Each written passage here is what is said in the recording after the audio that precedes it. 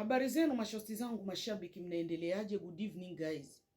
Kuna kitu nilikuwa nataka niwaambie mashosti mashabiki. Kuna video iko inazunguka kwenye media ya baba mmoja amekatwa uume na mke wake. Ndugu zangu, baadhi ya wanawake hatuna huruma wala hatuna hofu ya Mungu wala tujui kama tutaulizwa kitu gani. Ukichunguza kwa story ni wivu. Sasa kwa nini wivu kufanya mpaka wakati uume wa mume wako, muharibie maisha mume wako? Kama unaona ndoa imekushinda pale kung'ang'aniana na mwanaume wa watu, ukamuharibia maisha, ukamuua au umeshamharibia maisha, kupata watoto tena itakuwa ngumu. Atatuwape watoto, atakitibiwa labda kwa amri ya Mungu, but umeshamharibia maisha.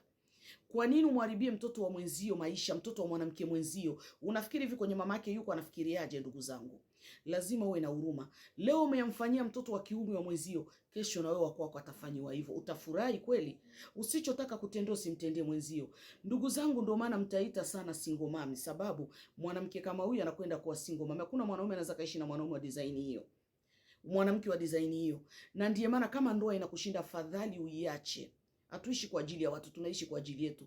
Pale ya kuumiza mtu au kumuua au kumharibia maisha, afadhali ukaitwe single mami pale ya kuua mwanaume wa watu. Ndugu zangu, wivu wa nini dunia hii? Kwa sasa watu wanawaza pesa.